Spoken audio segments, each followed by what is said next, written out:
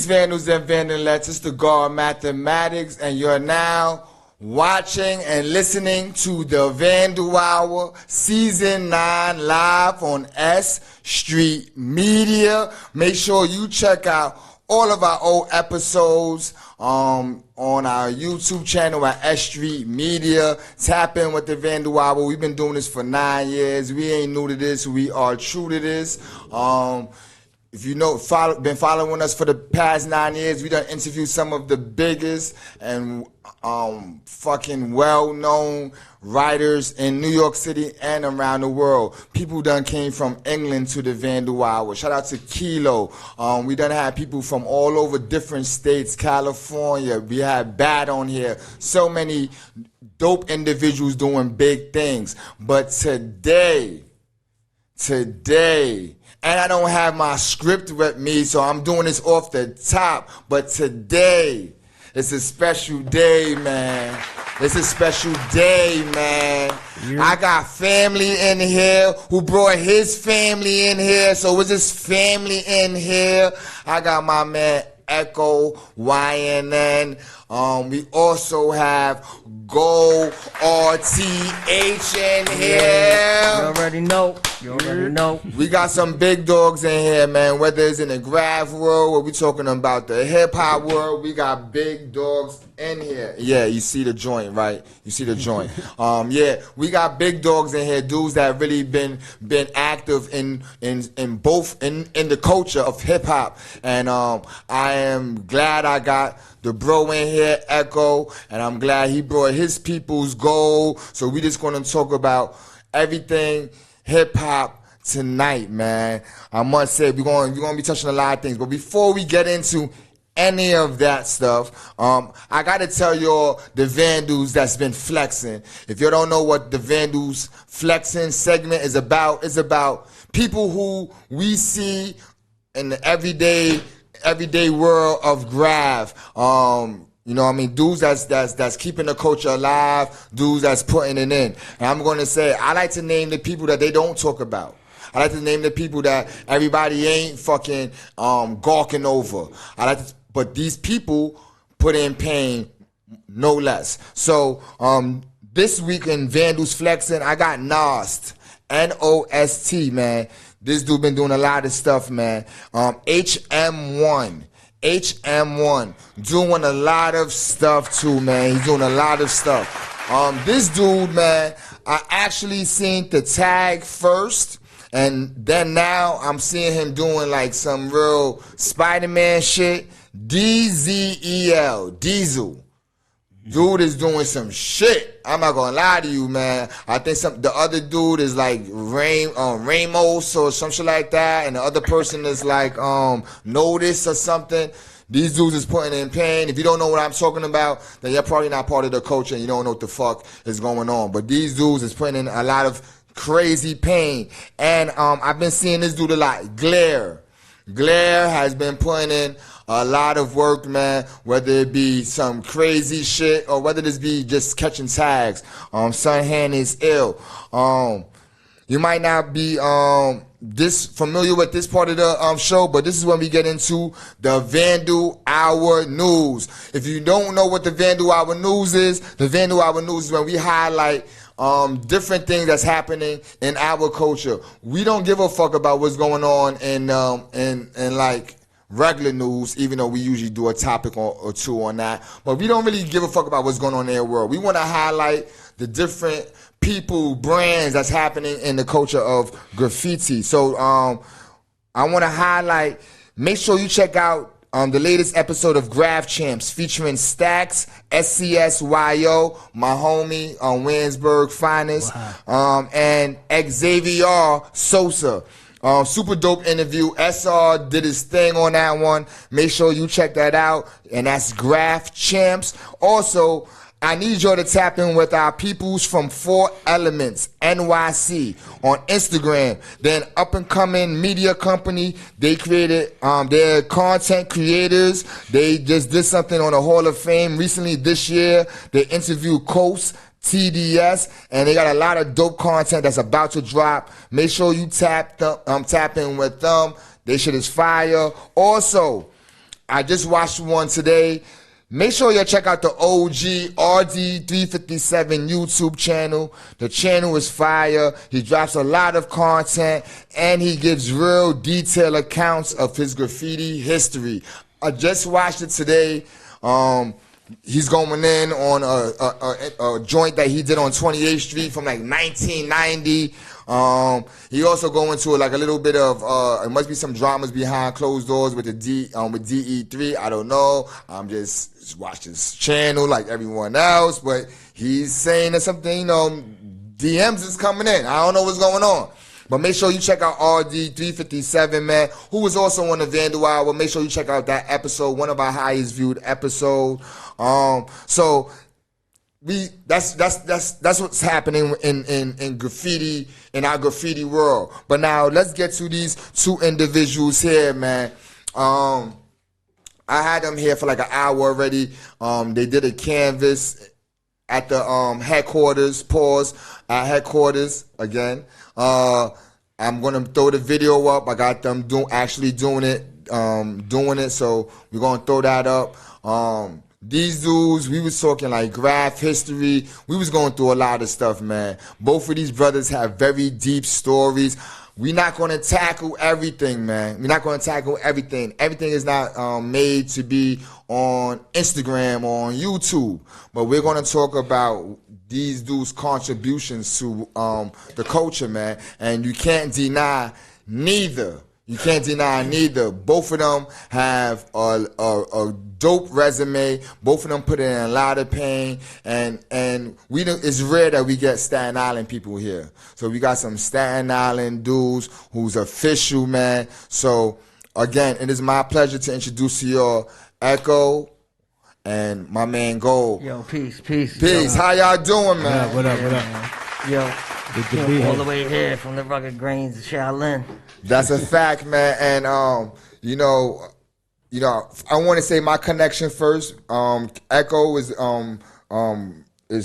friends with my cousin. They're close friends. I've known the brother since I was probably like 14, seeing his work, always hearing about him. He's YNN family. And so I appreciate, shout out to Hops, man, DKSYNN, who connected the dots here and who made this happen. So I just wanted to just let you know how this even came about. Let me speak to both of y'all, man. Well, I'm not going to ask y'all the normal bullshit, like, sort of how you got your name and all that stuff. I'm going to say that for everybody else. First I want to know, how did your two connect, man? Very, very, I would not expect y'all to be close, man. Y'all come from two different worlds, but the same world. How did y'all connect? Well, I was in Amsterdam for like 5 years. And when I got back, a friend of mine was friends with this dude who passed away recently, ZN1, RTH. Rest in peace, yo. Yeah, God bless. He linked us up, and I ended up tattooing him, and that was a crazy thing that happened in my life, because I looked up to this guy since day one of my graffiti career. You know what I'm saying? My first name ever in graffiti was EC. You know what I'm saying? Because I saw this guy had a spot near where I lived, and there's a few others, but Echo influenced my art and whatever I do, and then for years, and then to meet him and connect, and we still putting it down together after all these years, man. And that was 20 years ago. Yeah, bro. I feed off of his talent. You know what I'm saying? It's still going. It'll probably go. He's dragging me out. He's still dragging me out. So. Yeah, I'm not gonna lie to y'all, man. Like, to know that y'all been tight for a while. Your style, forget the bombing. Piecing. I went through a lot of your shit, man, past and present. It's technical. It's technical. It's not no It's not no thrown together bullshit. It's real technical. And the best way I could describe it, I had to write this down. I actually had to write this down. I'm not gonna lie to you. I said, your style is mechanical, strong edges, geometrical. Right. What influenced that outside of the guard? Well, my brain is always on some crazy neck shit, man. And you know, as soon as I started writing, that's when I took it serious. That's when Wu-Tang came out, you know, in the early '90s. So I was always like right with them, you know, like, and their fame was growing from Staten Island, and the RZA is one of the smartest human beings on the planet, you know what I'm saying? And they always say that the tongue is the sword, the lyrics, you know what I'm saying? So I started to style with my arrows, right? So my arrows are like the Shaolin, the sword arrows piercing other writers, you know what I'm saying? And I always want to get wild and just show how wild I am on the streets, but that, you know, that, I don't know, man. It just like they say, Wu-Tang's forever. I'm hoping that my art will be going forever also. Yeah, that's a fact. That's a fact. Speaking about style, you know, Echo, man, I you know, as a kid, my cousin had black books for days. I call you like the black book killers, you know. That Washington Irving circle was very powerful in influencing what I was doing. And so when I think about your style is very out the box, you know what I mean? And I want to know a little bit about the development of your lettering and where that came from. Oof. Yeah, this guy's letters are wild, right? He's got original style. That's a great question. That's why I rock with him. Because I've seen the evolution of it. So I like what it is now and what it was before, which is not far from each other, but is very much more advanced than the beginning time. Yeah, I just, in the beginning, I just felt like I wanted to be the letters. You know what I mean? I was like, you have to be the letters. I don't know, it was just the passion, you know, it was just. When your style changed, it changed into like the other part of your life, your tattooing life, you know? Yeah, everything evolves, everything, I never wanted to stay the same, you know, so I would hope everything would get better in time, you know, but it's wild. It evolves. You mix both your lives together in your style, bro. Yeah. So you being a part of this lettering, I'm going to say, this is, when I think of your lettering, I'm going to say this. It's thick lettering. It's not like, you know, a lot of the piecing lettering is usually thin. You know what I mean? People, you know, y'all know what I'm talking about. So when I see your lettering, it's solid, these solid shapes, right? Yeah. And before it becomes, I think, more towards the tribal, and back in the days, it had, you did stuff sideways, you know, like laying, like the E was laying on his side, or I seen like the H be like in this sequence that's not very normal for an H. Is it an H? Is it the C? Like that type of thing. Yeah, so, I would always connect things. So where this is coming from? You spoke about acid earlier. Is this coming from the acid rain clouds? Yeah, I don't know. I was just I don't know. This guy Scope from Staten Island. He once told me. He told me. He said the best pieces are the best combination of straight lines and curved lines. And that I always remember that, you know, so I never wanted to be too straight or too curved. I wanted the best of both, you know, so, but he inspired me a lot, Scope, because he was like one of the best, you know, at the time. That's crazy because Scope was one of my favorite. Yeah. He was everybody's favorite. Yeah, Videograph. Scope and once. Videograph, one of the Videograph people. Yeah. It was like Videograph 2, I think. Yeah, and I have pictures of his shit because he actually did a wall that was like not one straight across. He did like a Oh, corner. and like a schoolyard. Yeah, that was ill, man. It was like boom, boom. Yeah. And I always like studied. We got caught in that yard actually. Get out of here. I was in the Lower East Side off the FDR. Yeah. Oh, word! I always thought that was Yeah, we like got in trouble. We got caught in it. That was a fly shit. People in the building called cops on us, and they came, and one of the cops actually knew who he was because of his brother or something, and he shoved. He was like, boom! He like threw him because he was like acting all nonchalant. He was like, "Hey, what's up, guys?" And he was like, boom! He went flying like, "Oh shit!" That was crazy. Yeah, but Scope is definitely one of them dudes back then, especially videograph. shout out to Nick One. Yeah, shout out to Nick One, AK. We just did a war with Nick One not too long ago. Yeah. Great to see him, man. He's good people's. Great for the culture of graffiti. You know? How did that war go? That was pretty fresh, man. Me, Nick One, Echo. Well, that was actually a war. One of our crew members, Prez, GOMD.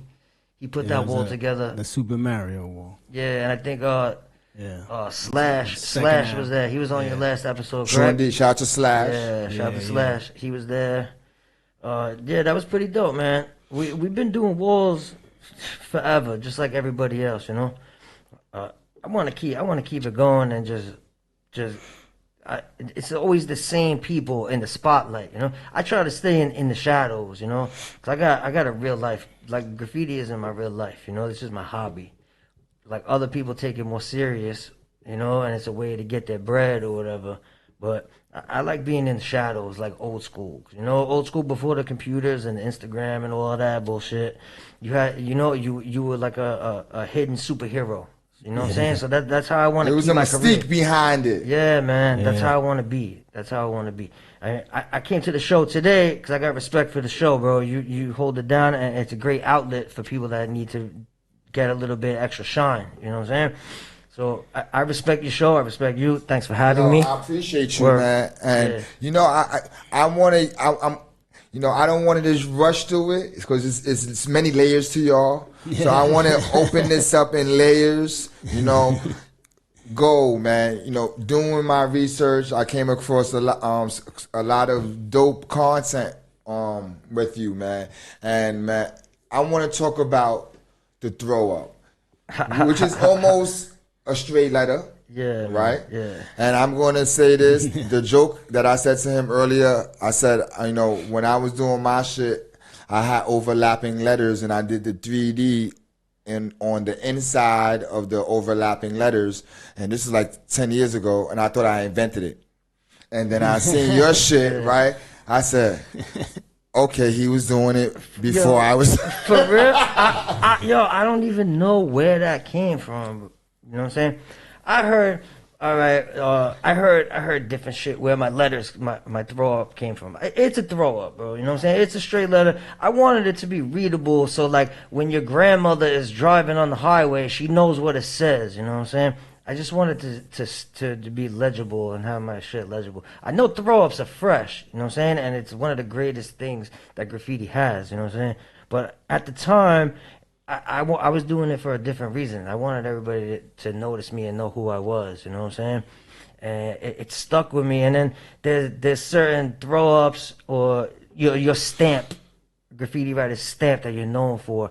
Like there's certain people that their shit is so fucking legendary, you know what I'm saying? It's in your head forever no matter what, yo. Like J.A., Cope 2, MQ. Like these are writers that no matter what, that throw up is in your head, you know. I wanted to be one of those people, and in my head, I feel like I'm there. You know what I'm saying? It's definitely your shit. Yeah. It's definitely your shit. Yeah. The capital G1 and the lowercase G1 is both That's dope. what's up, bro. You know I don't even know where that came from either. Yo. I was doing the lowercase G with a capital A, and then my other one is a capital G with a lowercase A. I don't know where that came from. The gods, bro, they blessed me with that. You know what I'm saying? How long did it take, like, when you first started doing your throw-up? Was that the first initial idea, or did it go through some transitioning? It definitely. I have a photo. Goal isn't my first name. I had a whole bunch of names just like everybody else, but my first serious name was Epic, right? My mother gave me the name Epic, and I was doing pieces and shit. I used to love the letter E. You know, I used to see Echo's E, and I was like, oh, it's a fresh letter, and I used to practice that letter. You know, graffiti is lettering. Before all that bullshit, street art shit, graffiti is lettering. You know what I'm saying? And I don't know. There was some other bullshit going on, and I had a best friend that used to draw me around before when I was real young. So he needed a name also. So he used to love soccer, and his family was like professional soccer players and shit. So he came up with the name Goal. His name was Joe also. You know what I'm saying? So I was writing Joe Goal and Epic like all over. But then he didn't take the shit serious, and I just ran with the name Joe Goal, right? And it stuck with me, you know. And I'm sick of that shit already. You know what I'm saying? Like I want to try different things, but I feel like I'm too deep into the game, bro.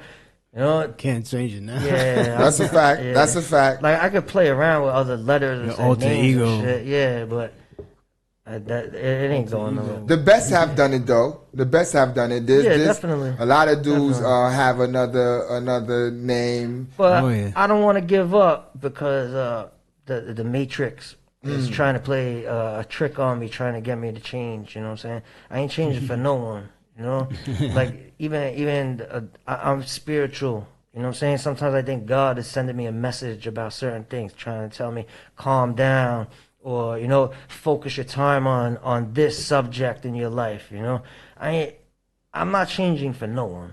You know what I'm saying? I'm me. Let me ask you, if you wasn't doing graph, do you think that your trajectory in life would be different in the aspect? I take my career very serious, right? And if I focused my time, if I took the time away from graph and focused that little extra time on my career, I'd be a multi-millionaire. You know what I'm saying? Without a doubt. But there's more to life than just money and greed. You know what I'm saying? You got to make yourself happy. Like you know, art is expression. You know, we all do it for different reasons. But myself, it's a way to get my frustration out. You know what I'm saying? And it's better than I went through the drug shit. That shit is whack. They ain't not. That is not. It just makes it worse. You know, and you don't want to be fighting and starting beef and all that shit. There's nothing good comes out of that shit. You know what I'm saying? So graffiti and art is a great way to express yourself. You need. There's more to life. Like, look at America. You turn the TV on and it's all about money, money, money, money, money, money. The whole government is just a business, you know? And they trick people into thinking that they care about you. No one cares about you. They care about your dollar and how you can make them money. You know what I'm saying? Just greed. You can't let the devil trick you into thinking that all there is greed and money. You have to. There's happiness and love and all of that, bro. You gotta. I want to spread a better message with my art nowadays as I'm getting older. You know, I want to spread more love, bro. Like the man, you know, Jesus Saves. He spreads a great message. Facts. Shout out to the brother. Shout out to the brother. Jesus Saves. I see him all the time. Where we at? Yeah, good people. You know, afraid to make me happy. A lot of people don't when you step into the world of graph, it is a subculture. It is a state within itself. Yeah. You know, and a lot of it has a negative energy attached to it. And I think that when you're a person who are going for the gusto, you want to be of the mentioned ones, it comes with a lot of beef. It comes with a lot of lies. It comes with to defend that throne, that crown. There ain't no king that's going to become a king and don't have to go to war. Yeah. That doesn't have to go. That you gotta that positioning comes with a lot. And even this, let's take the beef out. Whether it be a lot of people can't even afford paint, so that means you're stealing it. Yeah. So you got to go through a lot to be this person who's big in this But culture. you have to be smarter. You know what I'm saying? You only get your couple of years on this planet. Do you want to spend that time defending some bullshit to someone? It's just a trick. The world is just a mirror of yourself and what you make it every day. You know. So you're not you're defending. It's just a trick. You're wasting your time, bro. Would you rather be out there fighting and maybe going to jail and losing your money and all that shit to defend? What are you defending? Go get some pussy or some extra money for your family or something. You know what I'm saying? Everybody got beef with this guy. Yeah, bro. I don't even know why people beef with me, bro. I don't know. But, I didn't start no fucking. As I said, when you of them top people, they coming for you, and I ain't wasting my time. The reason why I'm going that route too, because there's something I'm writing, and it's about graph. And in the beginning of the situation, it's a older person talking to a younger writer, and the young writer don't see the good, the bad, and the ugly. Yeah. They see my name on the wall. Yeah. You know what I mean? But there is a big picture, and it's called life. You know what I'm saying? And even within the culture, it's a life. And a lot of people lose a lot for fame or for. You need to smarten up. You know, you need to be watching the Vandal Hour and listening to your boy Joe Barbino. You know, and maybe you learn something. You know, and take it to heart. And you live your life in a positive direction instead of thinking that you're cool, you want to be cool. You know what I'm saying? That's a fact. Yeah. Echo, man. You're a part of a big crew. Pause. A crew of notoriety, respected. UW. You know, and I'm going to say this, shout out to all them brothers. We had King B on the show actually before. Oh, nice. And we had Bomb 5 on the show also. Oh, nice. So we painted with him recently. It's you know, and for the people who come from the videograph era, these dudes is like, you know, kings and princes of that shit. Bomb 5 is a legend, yeah. Facts. So how did you connect with UW, man? Yeah, how did you connect with UW? You don't even. You don't even. Oh shit! Yeah. I linked up with Pepe in Staten Island, and he was like, I gotta take you to the Bronx. You gotta get out of here. And he brought me uptown, and he straight to King B's crib, and he just showed him my stuff, and King B was like, "You want to be down?" I was like, "Yeah, hell yeah!" And he was like, "All right, you down?"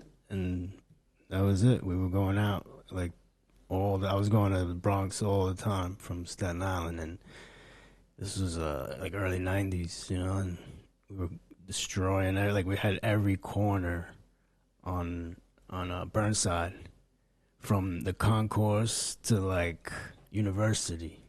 So they was doing more than piecing, because people just like try to associate these dudes to piecing.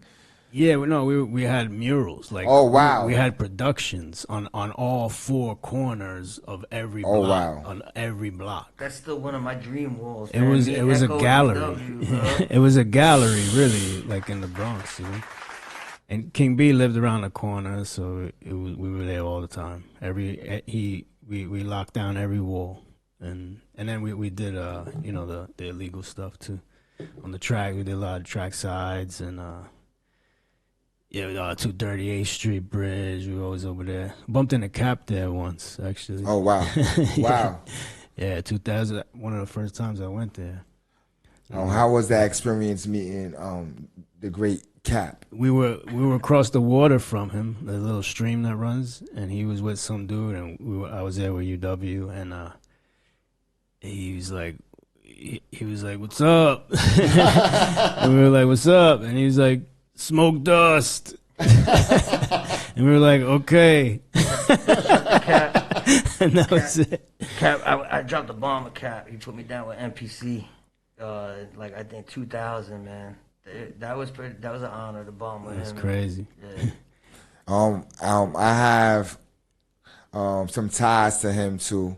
I used to sell edibles maybe No way. 13 years ago. Wow. I mean, probably 12 years ago, 11 years ago. I was selling edibles really a lot, like a lot. Wow. And Cap was one of my customers, and at the time he couldn't really speak though, so wow. we used to text each other Yeah. to communicate. And yeah, cool dude, man. Supported my business at that time. Shout out to Cap. Word. You know what I mean? Just in case people got some fucking connotation of him. You know what I mean? That's the reason why I say that. Yeah. Because he supported my business for like a year or two. Yeah. So, you going from UW to UW, MW, BT, TFO. That was the click. So, give me you about to do a war in those years. Like, who might we see at this war? Probably be me, Nev. Well, Nev was always there, and definitely Bomb and King, and sometimes you had Shams. You had who else? Chasm, Kurz. You naming big dogs. So many. You naming big dogs. Wizard would come through sometimes from out of town, and That was before I knew Echo and before the internet, and I was collecting pictures back in the day, which I still do today. And I used to get the walls with Echo and the UW and shit, and they were doing productions, right? Yeah. And at the same time, who else? It was FX, right? Yes. So it was like always, who was gonna outdo each other from the BX? Was it FX that week or was it UW that week? You know what I'm saying? Yo, that was another thing that brought me up, bro. That's why I always looked up to this cat, man. I used to live with Sess in the Bronx, and I was there when they came up with FX. They were like, oh wow, I think Pose came up with it. He was like, wow. He's like, it's like we're doing special effects, and they were like, oh, that's a good idea. That's a good idea for a crew, because they wanted to start breaking away from UW, I guess. I don't know. Shout out to all crew, yo. GOMD. Oh, we got it. From Staten, bro. We got it right here too on the joint. Yes. They hit the new gate that we got. Word up. We got the new gate. Shout out to everyone who has hit the gate so far. Get off my dirt. Yo, you know, Staten Island. Let's get into Staten Island a little bit, man, because Staten Island. A lot of people talk about they went all city. But they didn't hit Staten Island. That's why I had to throw the pause for emphasis. A lot of people say they all city. When they come to Staten Island, do one filling. Yeah, You know, throw a sticker up on a mailbox or something. Yeah. Let's talk about, you know, Staten Island being this mystery borough, because when it comes to forgotten why borough. is that? Why is that? Is because people don't want to pay the toll to come over? You know what I'm saying? Like, what is the big deal? They're cheap. Is it because we're not connected by the train? You know, what's the big deal? We still New York. You know, we ain't that far. You can see all the other boroughs from Staten. You know what I'm saying? Yeah. You can see us. So come hit it. You know what I'm saying?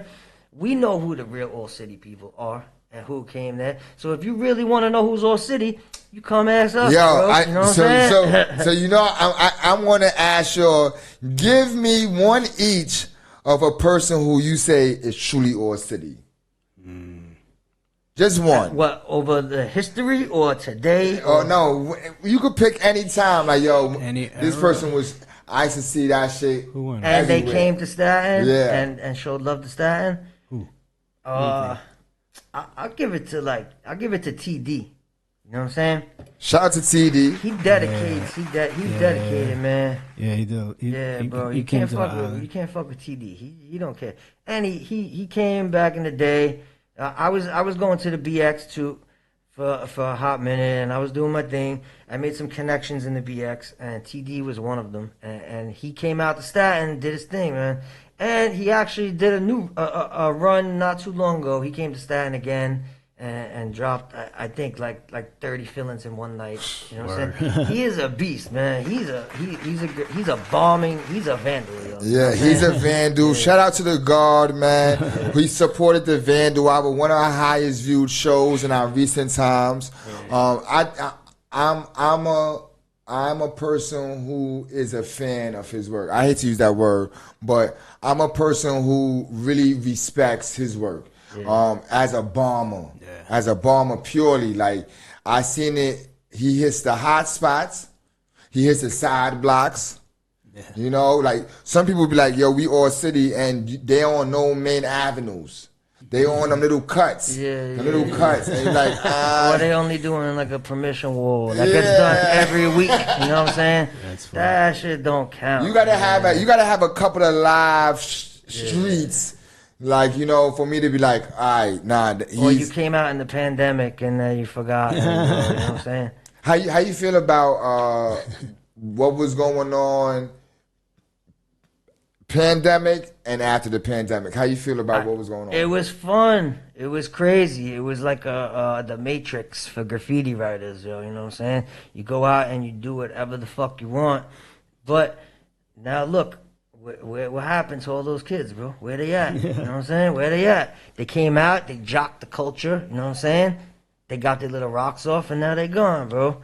And the real ones are still here. Yeah. Was Staten Island affected by the pandemic graph-wise like that? It got fucked up, man. Yeah. And the buff, I guess they be taking the money away.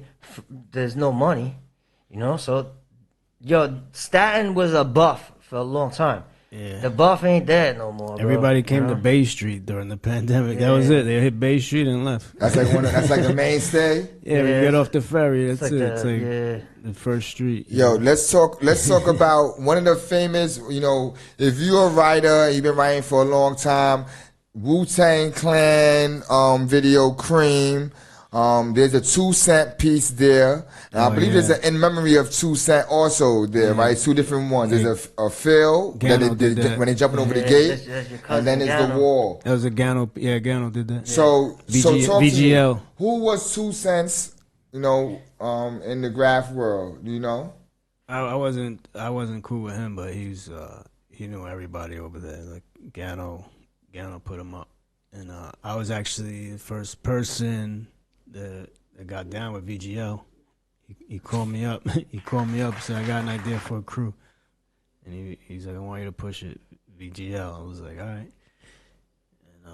And shout out to Gano. Yeah, he did that whole wall that is so simple. Yo, you know it's crazy because you know, a lot of people might not know, but you know, he's in the industry. You know, outside of graph, he's in the industry. So he was an actor too. That's right. Yeah. He's in the industry. You know, he was known. Some parts you may know.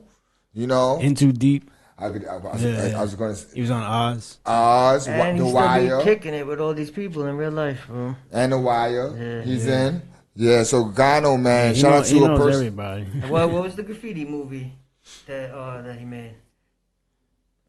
His name was like oh yeah. I forgot. He actually, we weren't getting along at that time, and he actually put me in the movie, man. Oh, dope. What was the name? I forgot the name of it. So let me say this: graph wise in Staten Island, who are some writers that we should know about? Like outside of not the all city ones, but the ones who in Staten Island they hold weight. PK was like one of the first people to like destroy everything. Yeah. PK, and rest in peace to my boy Nick. He used to write NICK, his name straight up. He was like one of the most wanted writers in Staten Island. He was up everywhere, like, really bad. I'm gonna give it to the GOMD crew. You know, there's a lot of they're local cats. You know, Megs GOMD. MEGS. He's the prez of the crew, you know what I'm saying? And he's got it in his heart. He's fresh at piecing. He's got the illest throw-ups. He's the throw-up master, you know what I'm saying? Check him out on Instagram. The homie is the throw up master. You think you got throw ups? This guy is the throw up master. He's the prez of the crew. You know what I'm saying? I've been down with a lot of people, just like Echo. You know what I'm saying? You meet a lot of people over the years, but GOMD is like the family. What does it stand for? Get off my dick. That's the main. That's the main shit. And then it's like governors of mass destruction. Yeah. God overcomes mental demons. You know, there's a lot of names, but GOMD, get off my dick is the main acronym. Yeah, man. Yo, let's talk about RTH, man. RTH is very well known. I've seen a lot of people outside of yourself push RTH. Yeah. Talk to me about RTH, man. We got West Coast chapter too. Yeah, man. I put that together. And Staten, RTH came from Staten. And it was just a little neighborhood thing, right? In the graffiti world, man, it's like, yo, if you don't want to admit it, you know, it's like I got the heart. You know what I'm saying? What did they say back in the day? I got heart like John Starks when it comes to graph. You know what I'm saying? I be putting in the most work. I be connecting everybody with everybody. I could see visions, you know what I'm saying? This person would be fresh with this person, you know. I treat graffiti like it's rap. You know what I'm saying? Like rappers like P. Diddy or Wu-Tang, the RZA putting Method Man and Raekwon on the same track together. So I could see visions like, oh, this wall would be dope if Echo and the homie from Jersey were on this wall together. You know, I can see things like that, you know. But, damn, what the fuck was I just saying? Oh, RTH, bro, my bad, bro. I got you, pause. Yeah, RTH was just a neighborhood thing. And there were some other kids that were, I'm the president of the crew and blah, blah, blah, and all that shit. But I held it down, and I started to make it into a big thing. You know what I'm saying? It was a big crew, bro. We had a lot of homies bombing the streets. You know, then people like I don't know what this guy, bro. He was a pretty wild kid, bro. He was always drunk and fucked up, and he just wasn't there. You know what I'm saying? And he used to sweat this other crew, and the other crew only had a few people down with it, and he just wanted to be like them. So he didn't want RTH to be a big crew with 200, 300, 400 members. But it was too late. You know what I'm saying? I treated it like the mafia. You know what I'm saying? I treated RTH like the mafia. Everybody played a part. This guy was a plumber. So if you needed some work done on your crib, you call this guy down with the crew. You know what I'm saying? Or this guy worked in the bank. He gave loans. You know what I'm saying? You want to start a little business, you call this guy in the crew, and he'll hook you up with the loan. That's smart to think that way, though. Word up. And this guy's a dummy. You know what I'm saying? That's why he's in jail right now, and he's going to be rotting in there for a long time, bro. You know what I'm saying? But I'm not saying I'm the prez of the crew, but I did hold shit down, I'm the fucking bro. prez of the crew. Word up. You know what I'm saying? You got anything to say? Echo's the prez, and bro. And it ain't about old Come city no something. more. Ain't no old city. Yeah, we going all country. You know what I'm saying? Yeah, bro. We just got back from Phoenix. We was in Arizona. There was an event called Going All City.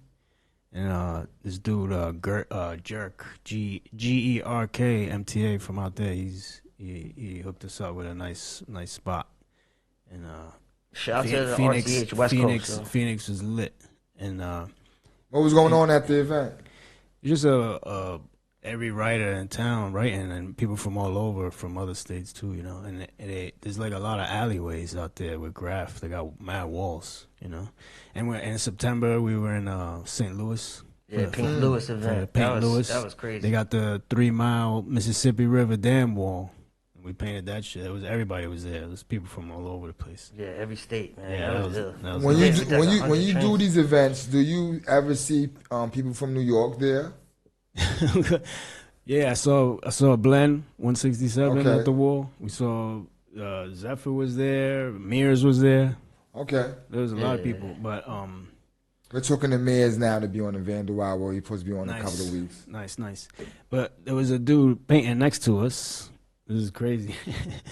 We were the weekend before, we were in a yard in Philly, and this guy was in the yard with us, but he was down the ways, and we forgot to go see what he was doing. We just left after we were done. But he came down and tried to see what we did. And when he saw us next to him in St. Louis, he was like, "Were you guys in Philly last week?" He's like, "Yeah, crazy." Yeah, he's like, I was there with you. I was down a couple cars down. I was like, holy shit! I was like, no way. That dude that was crazy. That dude, what's his name? H. Doyle. That dude's he's ill. He does ill portraits. Yeah, we've been going in on the trains, on the freights lately. Me and Echo, yo, we've been going in, bro. Heavy metal cars, heavy metal kings. Yeah, the freight scene is his own scene, man. That's what I said. The freight scene. That's all I care about. Really. It's his own scene, man. We do walls, but that's where it's at. The freights. What you call it? Some of the bros do those a lot. Also, it's a movement, man. Stem's doing like mad crazy like shit on the fuck. He's doing production. Crazy. But I seen something recently, either an Instagram page or a magazine on the actual freights. Yeah. And it's like B-boy or BB is like or RB is in like RB Queens. Yeah. What you call it? There's a lot, like, there's known people in that world. Like, dudes got to conquer that too. If you ain't grab, why not? Yeah, everything, yo. Why not? You want to be the man, yo. You got a piece. You gotta do fill-ins. You gotta be on the streets. You gotta do trains. You gotta do tags, stickers. Fucking, you gotta do everything. And the history. You gotta know your history. You want to be the man. Is there anybody who does stickers that you pay attention to? I only really know about MTK 76. I'll be saying that. I'll be saying that. Yeah, it's only really stickers. Sticker wise, I'll be saying that. Yeah, she's TFO. She's TFO also. B&E. I've been seeing a lot of B&Es. Yeah, I've seen B&E stickers in Amsterdam. Yeah, B&E, crazy. The sticker game is just like the freights, another culture within itself. Bennett, right? I got like a little segue into something, with the stickers. We had a off branch of RTH. It was 1134. Right? Oh, I was going to bring that up. The business side of RTH. Tell me about 1134. I don't want to forget that. Tell me about 1134. What was the whole science behind it? Well, to continue with the sticker thing, there was these two guys, Surf and Mint, right? They're dedicated, they're dope graffiti writers, you know what I'm saying? But one of them, the guy Mint, is like a marketing genius, you know what I'm saying? And he came up with the vinyl throw up stickers. He came up with that shit first, you know what I'm saying? And when we had the 1134 crew, Ouch came up with 1134, rest in peace, right? Ouch one, MIA. Yeah, Scott Rotten. Because back in the day, you used to flip the beeper upside down and shit. Yeah. So it was like hell. And RTH stood for Recruited to Hell. So 1134 was an off branch of Recruited to Hell. You flip it upside down. It was like a combination of all the crews because there was too many. Yeah. So we put all in. 1134 was like the conglomerate. It was so talk to me about what I seen you push 1134 all the time. It's GOMD now, really. Oh, so it's a transition. GOMD, really. But back then, who was some of the people that was pushing 1134? The whole New York, man. The whole New York. Every crew was down with us. And that bomb logo made the news. They thought it was terrorism. Remember that? Yeah, we had a nice logo. Remember that? It had the stencil. It said 1134 with the bomb, and there was an article about it saying they thought it was a terrorist group. That was the guys, yo. I swear to God. Surfing. It was in the Post or something, the Daily News, one of those. The dude, that guy Mint, he turned the 1134 into a business, man. We sold mad products. Mint had an account with Red Bull, so 1134 we used to work with Red Bull, and we used to be They used to pay for everybody to travel all over the fucking United States, and they had a spot in the city once a month. They would have to have a jam for Red Bull, and they always put me down. And he was just always advertising the graffiti writers like celebrities, you know what I'm saying? Like, just rappers, just because we're illegal, That's why we're not as famous as a rapper. You know what I'm saying?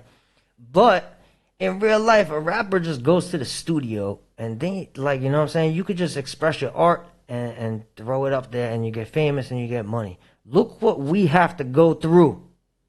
You know what I'm saying? Same culture. Same culture. And we don't get no love, bro. One of the elements. Yeah. I'm glad you said that. So when the Vandal Hour was thought of, what really was happening was I seen the focus on the MC and the DJ. Like it That's always the MC right here, man. It was like it always. You know we're gonna get into that too, but it always was just that focus.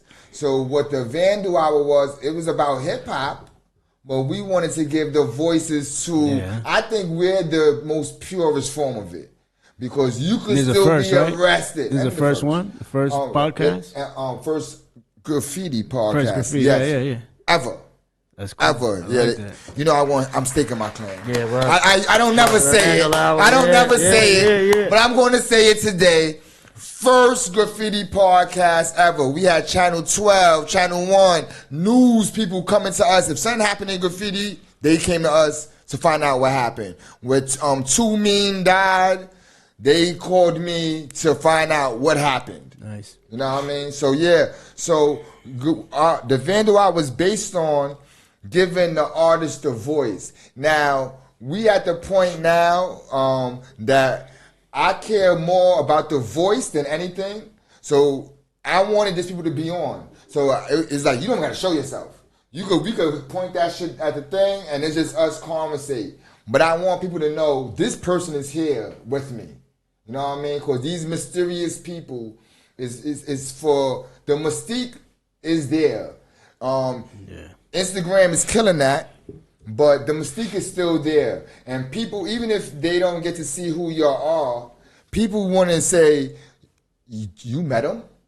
Like, you know what I mean? Like he was there with you. And then you see, I'm like, yeah. And look, and I saved all my canvases. There's not one has been sold. So I pull out canvases on people like, oh yeah, which one? This is a TD canvas. He don't do them like that. His canvas collection might get into hip hop. Let's talk about the 2-color canvas collection, the black and silver. The inventor, the inventor. Yeah, you invented tell our audience the story behind your canvas collection. In the 90s, man, I would see the black books and shit. Everybody always had a black book, right? But if you get some fly shit in the black book, boom, you close the book and that shit is gone. You know what I'm saying? You don't get to see it. And people always painted on canvases for a million years, you know what I'm saying? For some reason, I was like, yo, let's do some throw-ups on this canvas, right? So I got the crew all on the same color on the canvas. And a couple more of my boys, they were like, oh, I want to get on there. So I got the same size canvas, connected it, boom, I let the other homies go next to me, right? And then it was just a good idea, and I just kept it going and going. And everybody who was doing their thing on the streets, you know what I'm saying? I would let them do their stamp on the canvas, right? And then the next person saw that I was doing it, and they're like, oh, that's a fresh idea, you know what I'm saying? And stole it. It turned into one of the biggest trends in graffiti history. To this day, everybody's doing the throw up crew canvases and shit. You know what I'm saying? But just to set the record straight, your boy Joe Gold, I started that shit in the 90s, early 90s, yo. You know what I'm saying? And I still got them. And I'm gonna be showing them in excuse me, Hip Hop Museum. In Universal Hip Hop Museum. Word. 2024. Yeah, go see that. Yeah, that's a big thing, man. Nice. That's a big thing. Everybody's on them canvases. I seen it. It had everybody. He had people that's not even here no more on those canvases, man. Out of all those people on that canvas, on them canvases, who are a few of your favorite? Personal favorites. I looked up to, yo, like Echo. You know what I'm saying? And Scope 2. Then there's other people that have passed away, like Sems, S-E-M-Z. Sems, Oh, you know wow. yeah. we didn't get like we were friends, then we weren't friends, and we were friends, right? And then one of the last times I saw him, I was at one of the 1134 events, and we had squashed everything and made up and drank a beer together and bullshitted, and he did a fill-in on my canvas collection for me, and then I think he passed away right after that, yo. And then Wow. yeah. I have a lot of writers like Acne. And a lot of writers that passed away that are respected in the streets of New York. You know what I'm saying? And I'm honored. Yeah, Team One. Team One, rest in peace. Boom Squad. Boom Squad. Yeah. There's another homie I brought into the circle, our crew and shit. And then he's one of the greatest rappers of all time. You know what I'm saying? Top 5 dead or alive. And I got some music. Echo made a lot of music with Team One. And wait till y'all hear this guy's album, bro. This is one of the best MCs. Yo. Graffiti writers.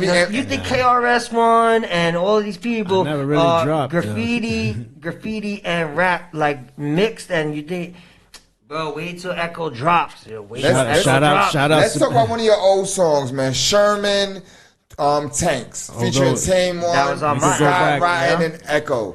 Talk to me about that, man. How that synergy happened?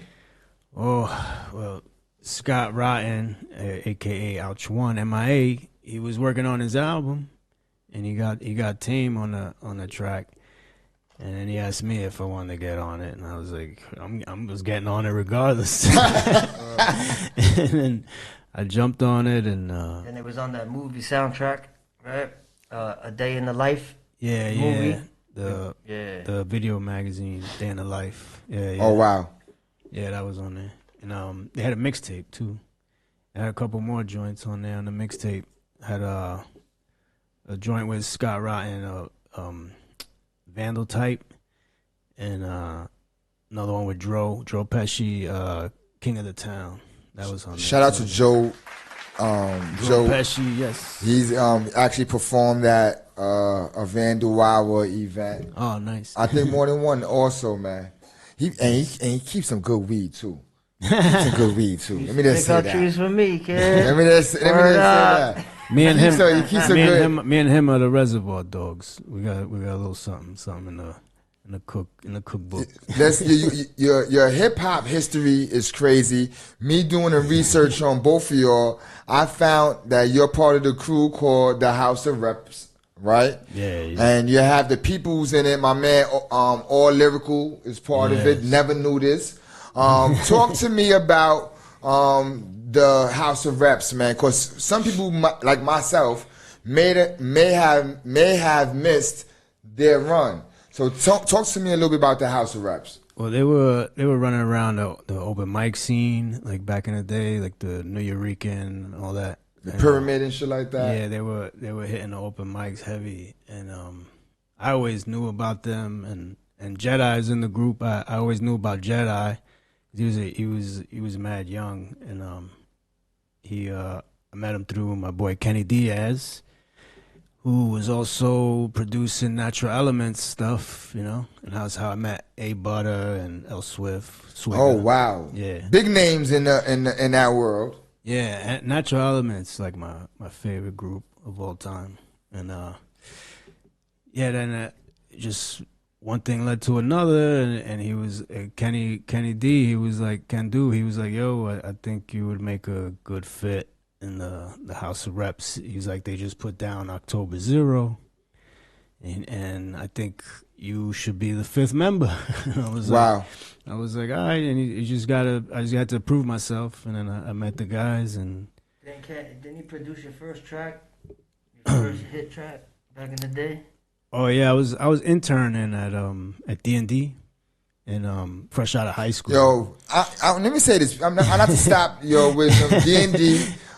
Hops, why you never told me this?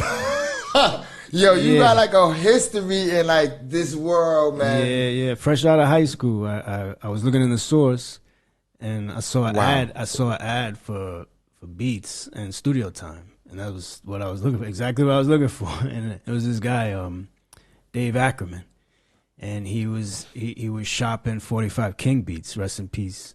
And That's crazy. He was like, so what do you want to do, kid? I'm like, I want to spit. And he was like, all right, what you got? And I spit for him. He's like, all right, I'm going to bring you to D&D. And I'm like, what's that? And he was like, don't worry about it. And then we go to D&D.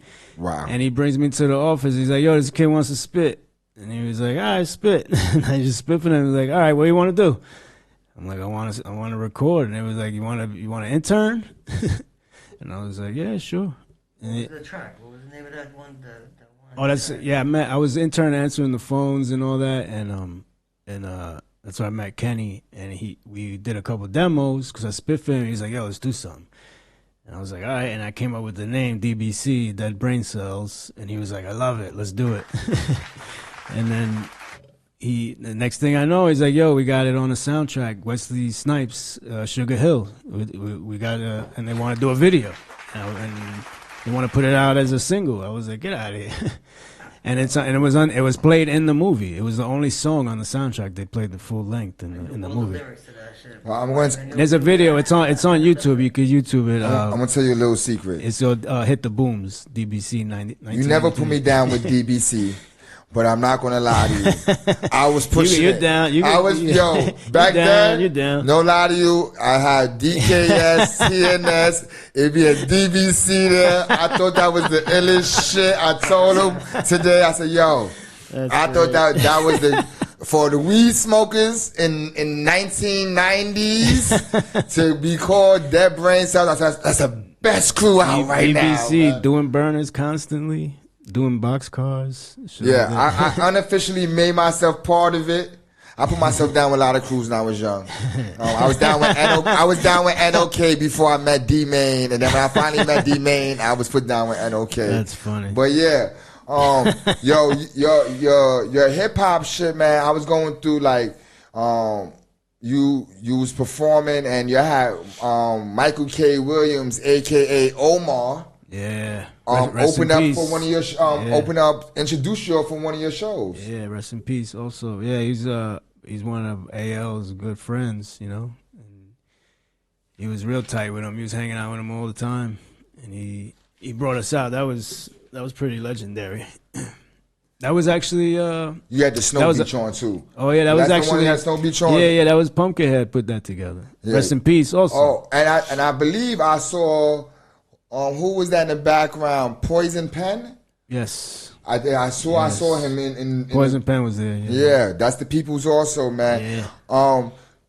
Rap wise, where you at now with doing your music? Are you gonna continue to do music, produce with a MC? Well, I was on a long hiatus because I really wasn't hearing beats that I liked anymore, so I just took a break and now Shabam Sadiq actually wants to put something out for me because he said there's no reason to sit on all these tracks. You gotta stop being a hoarder and put them out. That's a fact. Because I played him a few of my tracks and he was like, "What are you doing?" And you could, and this is in a time where you don't need no company. You could do this yourself. You could push this shit yourself. Yeah, he wants to put it out for me because I'm not doing anything with it, but I'm just trying to gather up all the files for everything. And wait till the world hears this shit, yo. But I played him my shit. He's like, what do you want? He's like, what are you doing?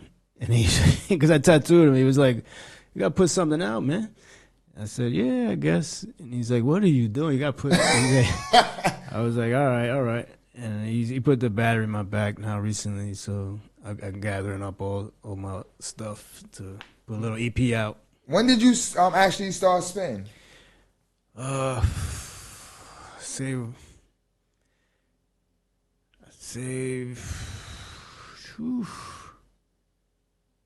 started writing down Rakim lyrics like when I was like in elementary school, you know. Wow. Like 8th grade, I was writing down I Know You Got Soul. The lyrics right now, and I thought I wrote the lyrics, you know what I mean? Like I was like, it's my song, you know what I mean? So, but that's what is complex. Your style is rock-ish. Yeah, you definitely not one of those plain rappers. You definitely are wordsmith type MC. Yeah, thank you. But I didn't want to be like like ordinary and regular. I always wanted to be super lyrical, and because I was never into commercial like hip hop. So I was always an underground head, like from day one. So lit shit over here. Yeah, I was never like. I always wanted to stay underground. I never wanted to get too much like notoriety, but it was the song where you and C Ray Walls. C Ray's, yes, he's in jail too. You gotta let him out. Get the fuck out of here! Yeah, free C Ray, man. Yeah, he's one of the best. That. Free C Ray. He's one of my favorite MCs. Rock is legend. Yeah, Rock is legend. He's a beast, like a beast. But when I listen to that song that you have the video for, the black and white joint. Oh yeah, that wasn't a legit video. We're just fucking around. But with that. the rhyme wise, it's a good song. Let me just say this. Like, I was like, first of all, I didn't even think, I thought it was going to be for you for Dolo. So the fact I heard 2 verses, I was like, oh shit, all right. And that was like 2 32-bar verses, I think. Some long joints. It was some different format. We tried to do some different format, but I spit him that verse one day over that Walling beat he's from Holland, Walling, and crazy. He was just like floored by it, and he was like, "We got to put this on my album," and I'm like, "Yeah." And then it was actually on my label. Me and my friends, we had a label back then called King's Link Records, and we put his album "Who the Fuck Are You" out on it, and that was some legendary shit. And the Art of Energy. That's crazy. That song, the Art of Energy on that album is one of my favorite songs of all time. Because the chorus, it's like he changes the chorus it's like three verses. Different choruses. But every chorus evolves. Like you gotta hear it. I'm definitely going to check that out. Art of Energy. I've never seen that done. But it's rhymed, it's rhymes. It rhymes the same way each chorus, but it changes. He's insane. He's out of his mind. He's a crazy genius. I think the closest that I heard from a chorus changing each time, Souls of Mischief, What a Way to Go Out, Not Like a Sucker. They all have a different version of the hook. And every time we do something together too, he plays off of my words every time, and he doesn't do that with anybody else. Like he'll say something in his verse that I said similar, and that rhymes with it with different words. He's out of his mind. So when should we be expecting a full project from you, man? Oof, I guess 2024. We're gonna try. You hear him, man. He said it here on the Vandal Hour. We're gonna follow up. Oh man! Now he has to. Yo, this is what it is. Yeah. We got the radio station. Now I have to put it. We got places that we can put your music on.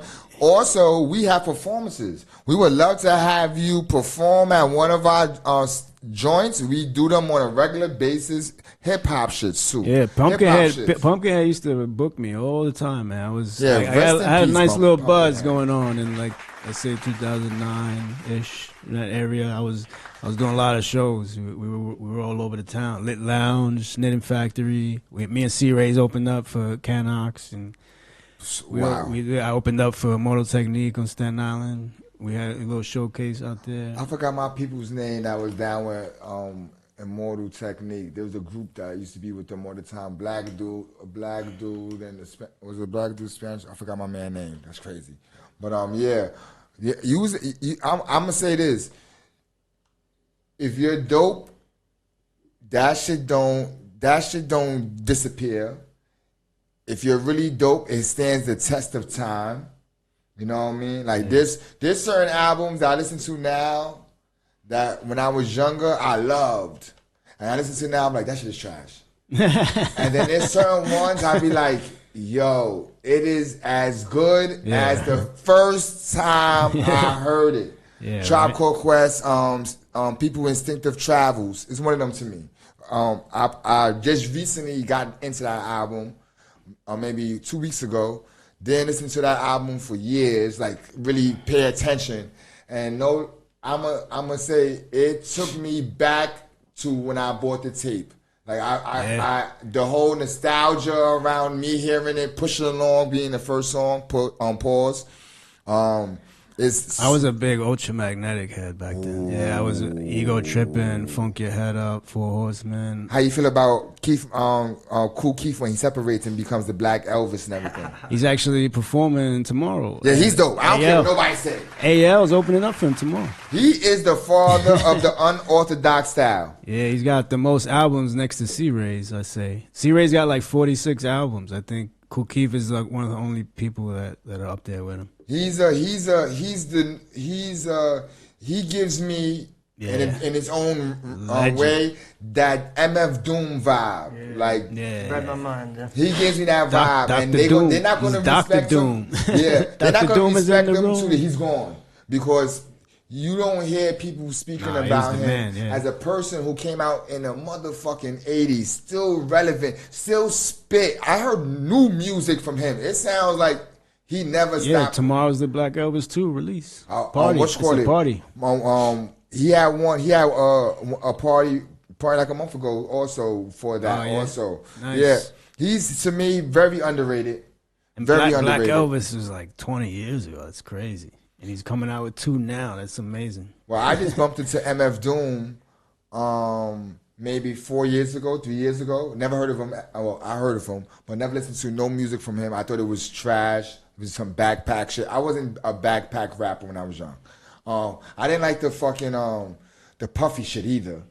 I was on some like, it's not backpack. I can't explain it. It was I like the I like crime rap when I was young. I like what you call it, mob style. I like Capone and Noriega. I like the Mob Deeps. I like crime rap. That was my shit. Whether it was from West Coast, MC8, you know what I mean, growing up in the hood. I liked all those type songs as a kid. I got a feature with G-Rap.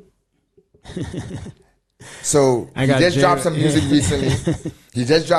recently. Shout out to G-Rap. We got a couple. We got one with House of Reps and G-Rap, and me and G-Rap. And I got C-Rays on that. How is it collaborating with a legend like G-Rap? Well, that was I didn't get to do it with them, but the chain of events, like people linked us up and who made it happen. Yeah, Jedi and AL, they made that happen. But yeah, it was crazy because we did with the House of Reps, we sent them the beat and we told him spit about New York. We're gonna make a New York track, and he didn't. He spit about what I wanted to spit about, conspiracy theory shit. It was crazy. G-Rap. Yeah. Oh wow. And this was in like 2008 or 9. And I was blown away. He sent us back the verse, and it was about conspiracy shit. And I was like, this is incredible, because I was going to tell the guys I wanted to do some shit like that, but I thought they were going to tell me no. So it took G-Rap to do it for it to be a cool thing, because I was like, I want to do some conspiracy shit. But he sent us that verse, and I was like, wow, this is amazing. It's the only time he never not spit about gangster shit. You know what I mean? It was about my favorites. It was no gangster shit. It was just straight up conspiracy shit. My name is G-Math, and that's G-Rap. That's and we told him to spit. We told him to spit about New York. We just said spit about New York, and he was on some other shit. He spit. He said Alex Jones in the verse. Yeah, I was like, what? If right now you can put an album out and you can get one guest feature, no matter what the price is, who would that guest feature come from? Oh, you got me on the spot. Ooh. I don't know. I want to bring somebody out of retirement, like Godfather Don. He was like a guitar player now in like a band or some shit. He's like a genius. He like produces, plays instruments. Like he don't even spit no more. It's crazy to me. Like he's like a waste of talent to me, I think. Godfather Don. His album Diabolique was one of the best albums I think in history, and it's self-produced. And like hardly any features. He only got like Scaramanga on there, and Scaramanga is like one of my favorite MCs of all time. Sir Menelik, he changed his name to Scaramanga. I don't know if you know 7 Eyes, 7 Horns. I gotta introduce you to my man Soonaz. Yeah, Soonaz does a show called The Power Right Show. He's on. He has a show with DJ Toshi. Oh yeah, also, no Toshi. Yeah, no Toshi. Yeah, he does. And he is in that world. Rest in peace, Doc Ock. Oh yeah, rest in peace. He's in that world of them MCs, like you name it, like those people. He would know automatically. I could tell you for a fact. Yeah. He would know. But Scaramanga was like one of my favorite. He was my favorite MC. I met him through A Butter, and he heard me spit. I never heard of him. He heard me spit. He was like, he came out as Sir Menelik first, and then he changed it to Scaramanga. And you gotta hear his album. 7 Eyes, 7 Horns, Snake Eyes. I'm definitely going to check it out. And Cobra Commander. He's one of the best lyricists to me in the world. He was like crazy genius. He's up there with C-Rays, I would say. And he heard me spit. He was like, "Oh, we should do something." He's like, "I want to put you in a group, me, you, and this other dude, the Bronx Zodiac." I was like, "Yeah, he's Bloodbath Mafia. That's us. That's us." And I was like, I thought I was dreaming. It was crazy. Yeah, I was on cloud nine. I was bugging out. How you feel about the state of hip hop these days, man? Like what's going on? I think there would be, without the underground, hip hop would be trash. I think, because it's singing now. They're calling singing hip hop now, so it's like weird to me. Like tight jeans and melodies. That's not hip hop to me. It would be cool if they didn't call it hip hop. I wouldn't mind it. I would tolerate it. But they calling it hip hop. They're calling the dudes MCs that are singing, and it's like weird. It's very weird. Like hip hop ain't tight jeans. It's not tight jeans and singing. That's hip hop. So it changed into something else. Now it's underground, and now hip hop's over there. Now I don't know. I don't really follow what's going on too much. I just pay attention to my friends and stuff. What about the Benny Butchers and stuff? Have you listened to I like that shit. Yeah, that shit is hot. Something refreshing to what the fuck is going on. Yeah, I listen to that shit all the time, man. Gold, I want to ask you that same type of question graph-wise. How do you feel about the state of graph right now, like in hindsight, you looking back on it? Well, I started to I wasn't feeling shit, you know what I'm saying? I wasn't feeling it.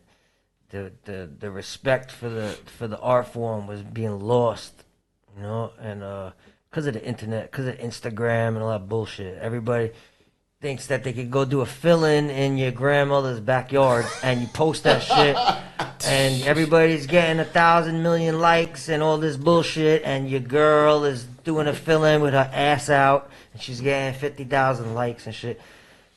But recently, everybody's living for likes. Yeah, bro. Recently, it's been surprising me, and I'm very happy for what's been going on lately. Like the newer generation brought out the jetpacks, and doing the ladder spots and all that shit. That's fresh. And now everybody's propelling down on the fucking ropes, bro. It brought it to the next level. Yeah. And I was surprised. We needed that, We needed those guys to come out and do that, We needed something to keep the shit fresh, The Scratchiti, I started that on Staten Island. There was nobody was doing it. Look where it was like 89. Today, 89, I started scratching on the windows with plastic. So I started with a nail. It was like one little line, and then it graduated to sandpaper. And then it went to the lava rocks. We're doing like the whole windows. And then they had to change it to glass. People are hanging off a helicopter, bro. It was crazy. You know what I'm saying? It went from a lava rock to a fucking helicopter. Yo, I'm going to give it up to that guy, Katsu, bro. Everything evolves, yeah. Yo, I'm not going to lie to you. I like his work. You see that guy? He got the drone. The drone, yeah. Spraying. He can get any spot he wants with the drone, bro. That shit is ill. I like when he does the test. When he have like different writers come in, and they got the white wall, and just to write on that dead white wall. Yeah. I like when he does that. I also liked that the stunt he did with the museum back in the days. Classic. You think that was real? No, that's what I said. Stunt. That's why I said stunt. That was it's classic stunt. On some WWE shit. Oh yeah, that was a classic stunt. But it was just like you said, certain people know how to market themselves. Yeah. And like that was a great. I'm going to say when it comes to graph and marketing, I think a good example of that in the past was the Smart Crew. Yeah. They seem to. That's still my peoples, yo. Yeah, they seem to know how to deceive to infuse the graph into like it becoming seen by the other world. You know what I mean? And somehow it's a fine line to balance because you putting yourself out there. Yeah. You know what I mean? Like some people gave up their infamy, their mystique to chase that. They did some cool shit, and then look at one of the original members, Mayhem Loren. Facts. You know what I'm saying? He's doing it big in the streets. Yeah. That's a fact. He blew up, yeah. Low lives. Yeah, that transition was serious. Yeah. It was serious. So like. I understand when you say like certain people just have that marketing shit. They know how graph is one thing, but to get the eyes on it is another. Yeah, you know what I mean? Like back in the days, you know, people was chasing spots that, all right, something bad in the news happened over there, or the right, just go over there and catch a tag. So, it's gonna be the news. Like being that aware of what's going on. I wish we could bring that back. You know what I'm saying? We should get rid of the Instagram shit. Ooh. Bring back all the like, you know, when you did something it was special. You know, it's not special no more. You know what I'm saying? Look what you have to do to be special. You have to fucking hang off a damn building, bro, and risk your life, bro. It's the internet. This shit is crazy, bro. Is it worth it? Is it really worth it? You know what I'm saying? You being a person who was in the streets doing what you do, when you look back on your career and the streets, how do you feel about it? I think I would only change one thing, the drug shit and hanging out with people that were affiliated with drugs. You know what I'm saying? That shit really fucked my life up, and it fucked up my art, and got me in a lot of trouble. You know what I'm saying? And those demons are still chasing me today. You know what I'm saying? Even though I clean. Like, I'm not that great. I'm not perfect. You know what I'm saying? But I'm a lot better than I was. You know what I'm saying? I cleaned up my act. Yeah, it was bad. Me too. Yeah, it was bad. Me too. But those demons are still chasing me down, man. Let me say this. And they're in human form. And I'm glad we having this conversation on this platform because our byline is more than just graffiti. You know what I mean? Like, we grown men. It's deeper than that. Yeah. So, you know, I had a addiction to a drug for a long time, over 5-6 years. Took me out of life for a little bit, right? And I was around certain people recently who indulge in the stuff that I used to deal with, and it is something that crosses my mind every time. It's not like I just be like this. Oh yeah, like it's nothing. No, it's in the back of my mind. I'll be like, I could just try it. You know what I mean? Like I am so far from that, but you are so not far from it. Yeah. And it all it takes is one, and it change everything in a minute. You know, so I understand where you're coming from. Yeah, I hit rock bottom, man. You know what I'm saying? I lost everything. Yeah.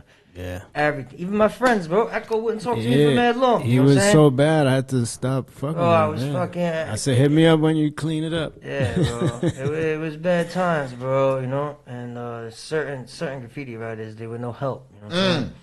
And I at least now today, that's another thing. I want to spread the good message, you know what I'm saying? These kids, let's just say Hot 97.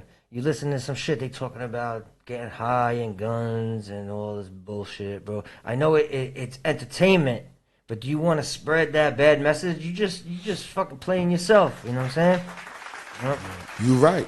You're 100% right, God. You 100% right, and it's a program they playing to our kids. Yeah, definitely. It's a program. Fucked up. But don't know it's funny though. The program was happening with us. It's just that it didn't come in the form of a phone. Yeah. So for us to be part of the program, either you had to be in front of a TV, you had to be in front of a radio. Well, that's why I respect and look up to the RZA. That man, he spreads only he teaches you knowledge, good knowledge of life. You know what I'm saying? That's why the gods, they put him in the position where he is on the planet to teach, because he's spreading a great message. You know what I'm saying? That's one of people look up to the president, or they look up to this one or that one. The RZA, man, that guy. One of my inspirations. Yeah. He's like right there, like next to like my pops. You know what I'm saying? He inspired. He inspired me. The fact that to see a person, you know, to deal with a large group of people is one of the hardest things to do. Even like being the president of a crew, people think that shit is easy. Yeah, that shit is not that shit ain't for the weak. You know what I mean? Like, and so to see a person like that who had a lot of people that he took care of, and to put on the same page, we need to all be on the same page doing this at the same time. And even if it lasted for, you know, a good 6-7 years solid, it was enough. But that's only one part. That's the business. You know what I'm saying? If you really knew about me and my real life, you know what I'm saying? My real life is the same as the RZA. You know what I'm saying? But that's not why we're here today. We talk about my hobby. You know what I'm saying? But maybe one day when I'm older and the shit, and I can talk about my real life, maybe I will. Maybe I'll put out a book. Maybe I'll put out a documentary in the future. But right now, where I'm at, I don't want to do that. You know what I'm saying? I still want to go out and be a real writer and fuck shit up and do what I'm doing, climbing on buildings and train tracks and all that bullshit. That shit is fun. You know what I'm saying? I'm still trying to have fun. I'll be a kid forever. You know what I'm saying? Facts. Yeah, I ain't married. I ain't got no kids, bro. I'm chilling, bro. I'm trying to live my best life, bro. You know? Yo, going all country. We was talking about like New York being small in the fact of you can OG the 5 boroughs quickly, and then what? But then can you keep up with it? Because you go around the circle of the 5 boroughs, right? And then by the time, say you start in Staten, then you go to Brooklyn, then you go to Queens, and you go to Manhattan, and now you in the Bronx. By the time you in the Bronx, all your shit in Staten is gone, and all your shit in Queens is gone, and now you gotta go keep going in a circle. Yep. That's the tricknology, trying to trick you to keep you in the circle, bro. The same fucking circle. The same eyes are seeing the same feelings. So go conquer more land, yo. You know what I'm saying? That's why you gotta do freights. Yeah, word up. You do freights, you all country. I be going out there, like, you know. I be going to different places. People, I bump into people in New York, and they're like, "Oh man, I haven't seen you really doing that much in Brooklyn. Only a couple of spots here and there." Because I'm out in Philly, fucking shit up, or you know, I'm in Jersey, or Philly. Yeah, you know, I got the whole East Coast on lockdown, bro. You know, and not just with fillings, bro. I got like hundreds of pieces everywhere, bro. Philly's sick. Yo, if you could go on a bomb with somebody, alive or dead, if there's one person that you could go bombing with for a month, forget a day, a month, you could go attack shit with this person for a month, who would that person be? I don't know. I got somebody in mind. For yourself? I paint with everybody I love. Phase two. I went to school with his daughter. She was in Irving. Oh, wow. Yeah. Wow. I used to see her every day in the hallways, be like, "Do you know who your father is?" She'd be like, I know, leave me alone. She'd be like, "Shut up, leave me alone." Her mom's wrote too, she said. Wow. Yeah, it's crazy. Anybody you could I think painted of? with everybody I wanted to paint with, and everybody else sucks. You know what I'm saying? So if you didn't paint with me, that means you suck. You know what I'm saying? So I painted with all the best, bro. The best of the best, bro. Just because maybe you don't see them up all over the place. But they the best, bro. I only fuck with the best, yo. Yo, if this, without saying no names, was there a person that that kind of influenced, inspired you, and then like when you met him, you was like, "Oh, this nigga's whack." Like, without saying no names, have you ever had that experience? Yeah, definitely, yeah. Like they say, don't meet your heroes, bro. That's what.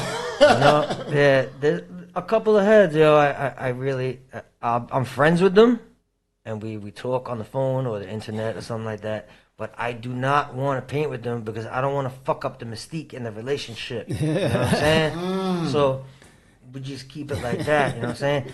But yeah, no, I respect that the whole graffiti shit, bro. If you live in it, we all know who the lifers are. You know what I'm saying? We know if certain people don't show respect, we all really know who's the best of the best of the best. You know what I'm saying?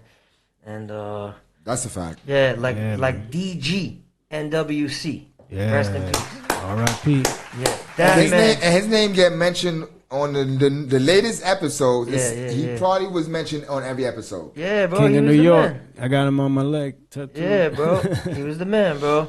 And then living legend. Yeah. When he passed, it's a shame, bro, because just like when a rapper passes away and everybody jumps on the bandwagon and shit, you know what I'm saying? When DG passed away, all of a sudden everybody was his best friend, you know what I'm saying?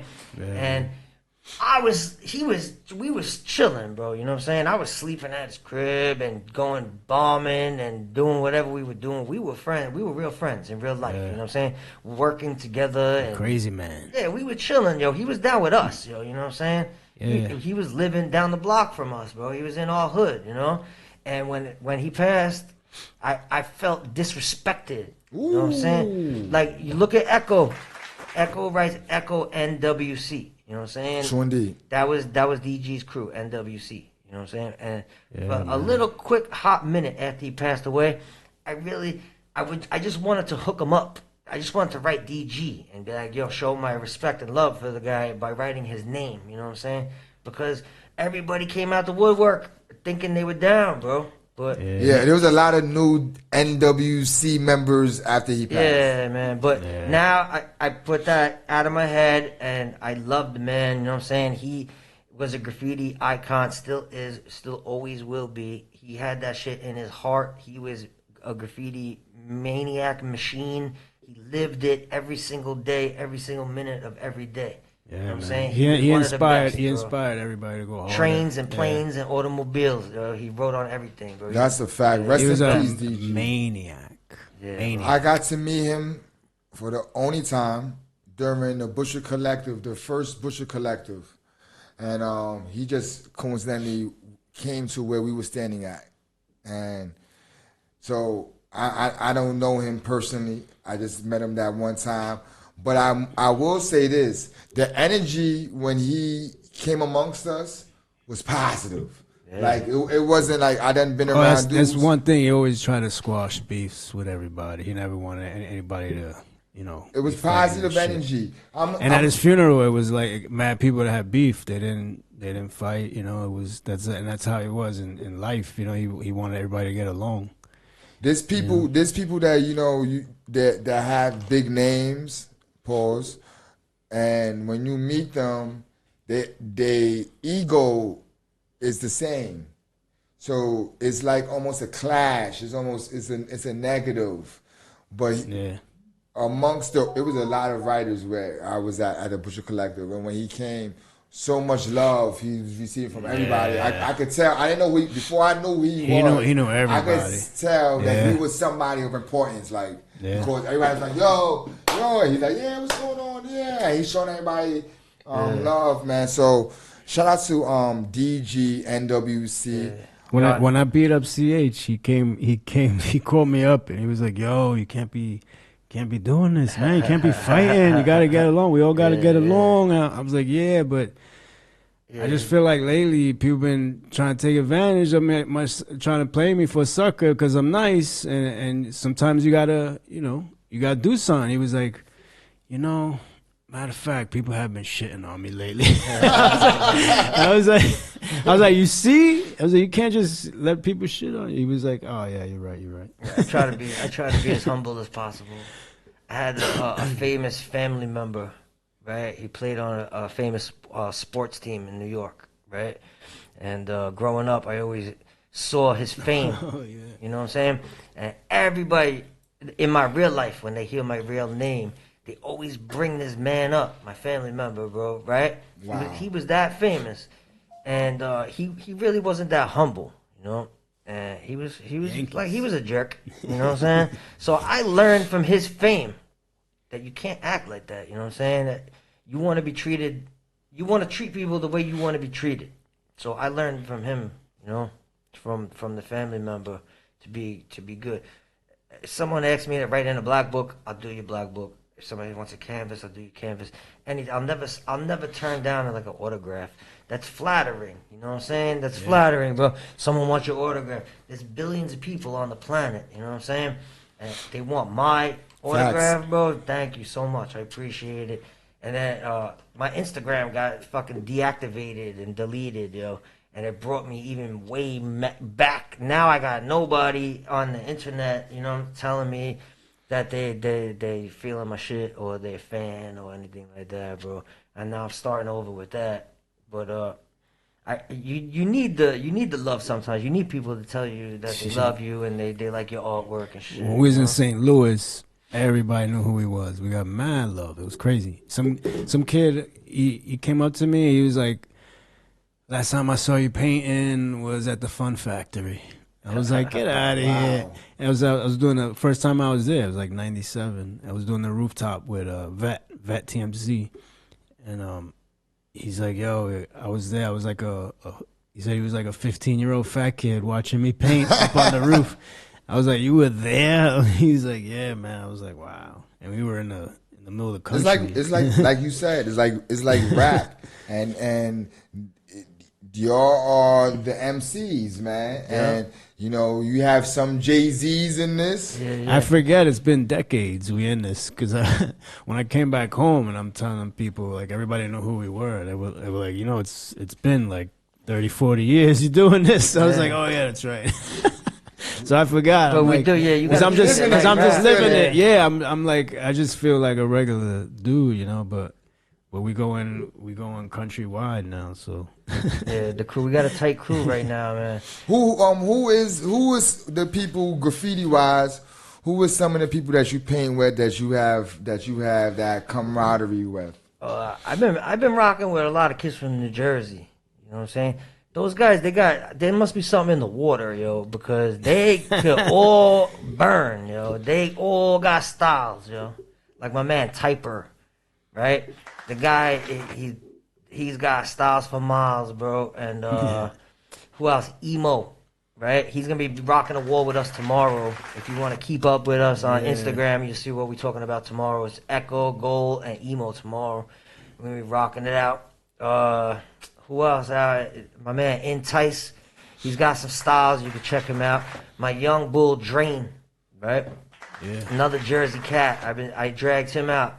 You know, I put him down with the fam, and he's been rocking with me like my little sidekick homie that could burn it up for I don't know, maybe like 10 years already, man. Me and Drain. And then then you got just the regular homies, yo.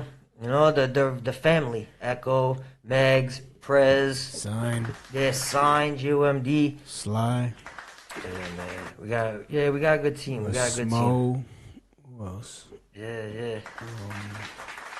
Yo, should we be expecting some productions coming up that you know? Oh yeah, we got some big fucking wall coming. Yeah, we were speaking about it earlier. Yeah. I'm when you do that wall, please let me know. So I could come Big. and document it the correct way through the Vandal hour. Yeah, I'm gonna be Definitely holding do this that. jam on Staten Island. So it's gonna be maybe within a month, and I'll probably have a once a year jam, just like Bushwick, and I know my man Get Lost a lot out in Newark, New Jersey. Word. He be having a yearly jam out there, and You got Mad I feel Walls. Staten Island should have a yearly jam also. You know, Yeah, we don't have nothing, right? we the forgotten borough, we the smallest borough. Yeah, we need a But jam.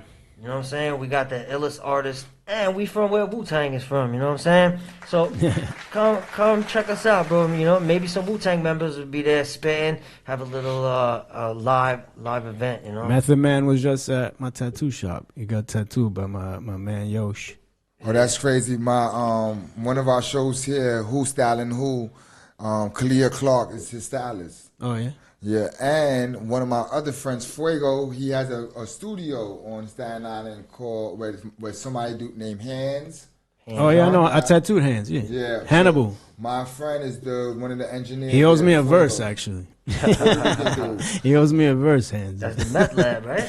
Yeah, the Yeah. meth lab. Yeah. Troy, Yeah, Hannibal, aka Hands On, the dude that knocked out Joe Buttons. Yes, yes. Oh, what's called it? My man Fuego put me on to that one. Yo, what's the first thing that spills out of your mind when you think of Wu-Tang and Staten Island? What comes to your head? Greatest rap group ever in the hip hop history. Word up. What do I think of? I think about when I did a tattoo in Capadonna's kitchen on my boy Wiggs. It was like one of the first tattoos Wow. I did. I just started. I was like fresh. I wasn't in the shop yet. I was doing house calls. And I was in Capadonna's kitchen. Like, he was like washing dishes and I'm tattooing Cyrus. That's crazy. I followed Capadon's brother Boom. He'd be like, Oh, boom! yeah. Lounge low. He was living there too. Swear to God. Him and Hassan from Belly. I tattooed him too. Yeah. Yo, you know it was crazy because there's so much Staten Island history, man. Oh yeah. You know, I had a friend that was from out there, and he used to be telling me these stories. That's like this, like the two drug crews of projects was beefing with each other. Yeah. It's like King Justin them. What's the group of they call Black something? Black Fist. Black Fist? Black Fist. Yeah, Black Fist. And what you call it? They used to be a tension between the two crews, drug wise, not rap wise. But there's a lot of history. Force MDs come from Staten Island. UMCs come from Staten Island. Kool Kim, shout out. Yeah, shout out to my man. I used to work out with Phantom him. of the Beat. I used to work out with Kool Kim. Phantom of the Beat is my comrade. So yeah, it's a lot of history. I'm glad I had you on the show to give us a little bit of Staten Island history. You heard? Any thing you want to say to our peoples, man, out there? Any last words you want to speak to say to our audience? Shout out all the people that ain't here. You know, like say Pumpkinhead. He's a major influence on the whole scene, the whole underground hip hop scene. We lost a big one there with him. God bless, and I can't wait for C-Rays to get out because he's gonna put out like Legend. He's gonna put like 20 albums out in a year probably. Legend. He's still putting out songs from inside. I don't know how he's doing it, but he's a beast. He inspires. He is a big inspiration. Yeah, you know, inside it's phones, action going on. It's crazy shit. The jail system now ain't the same, man. Free raise. It's different. Free raise. Any last words you want to say to our people, man? I'm gonna be here forever, like Wu-Tang. You know? And, there's a lot of, the yin and the yang, bro. There's people that love you, and there's a lot of people that hate you. You know what I'm saying? You can't get away from it. You can't always be loved. You can't always be hated. There's always got to be that balance, But I want you to be smart. You know what I'm saying? Don't believe what you hear on the streets, bro. You know what I'm saying? If you want to know, if you have a question, I'm not hard, yo. Just hit me up and ask me, bro. don't be spreading false news, bro. Like you fucking news reporter on CNN. You know what I'm saying? Because that shit really hurts a dude's feelings in real life. Bro, you know what I'm saying? And you never know. You never know who you're gonna bump into. You know, what if you get a haircut and fucking an echo sees you? Or Yeah, you know it's a saying. Don't let your mouth write a check that your ass can't cash. Yeah, that's a fact. Yeah. That's a fact. But don't believe these bum ass. There's one cat from Brooklyn, right? He's whack. No names. He's the worst writer in the history of graffiti, right? The worst. He got. I think one time he got like butt raped by a bum back in the day. You know what I'm saying? And the kid is a homeless. Yo, the kid can't read or write. The kid is a bum ass, right? He's the king of the toys, bro, right? And the kid wanted me to go bombing with him, and I wouldn't go bombing with him because I wasn't picking it. I'm not a chauffeur, you know what I'm saying? And I ain't going bombing with a bum, you know what I'm saying? So the kid's told me he's gonna go diss me, and he's been dissing me, right? He's been dissing me for a while and pissing me the fuck off, bro, you know what I'm saying? And talking mad shit and spreading lies about me to all these young little kids. I could care less about the young little kids, but it's getting on my nerves, you know what I'm saying? Cut the fucking shit, bro, you know what I'm saying? Cut the shit, bro. The kid is just a toy, bro. I know the guy has been doing this to all the top writers his whole career. You know what I'm saying? Because he sucks so fucking bad, yo. You know what I'm saying? That he has to do something to show the world that he's alive, bro. You know what I'm saying? But I heard the kid is all fucked up on crack and doing heroin and living under a fucking gutter. So he's not gonna live too much longer anyway, you know. But I just want to let the guy. I know he's gonna see this shit, so I just want to let him know that I'm pretty fucking pissed, and he better cut the shit, bro. You know what I'm saying? Because one day I will see him. You know what I'm saying? Small world. Yeah, bro. You know, whatever. I know where you at, bro. I just let you live, bro. You know what I'm saying? I ain't got time for that. I'd rather get my dick sucked or whatever, you know what I'm saying? Yeah. Kid's probably a virgin, you know, never, ain't nobody fucking the kid, bro, you know what I'm saying? But he is getting under my skin, bro. So that's the one cat, bro, that's it.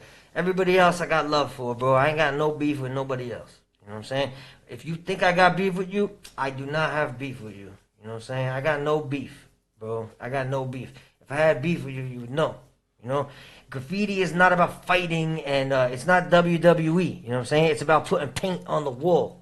You know, so if you got beef, you dissing somebody with paint. You know what I'm saying? The only reason people be fighting or using their hands or physical shit is because they too pussy to go out and bomb shit, and they scared to go to jail. You know what I'm saying?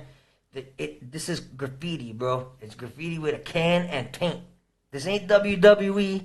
This ain't UFC, you know what I'm saying? So, if you got beef, whatever, bro, diss me and I'll come diss you, you know? Because I'll be here for another, 50 years, bro. Whatever. You heard him, man. I'm glad you said what you said, because that's what the Vandal was about, man. It's about giving you a voice, and give you a place where you can fucking say how you feel.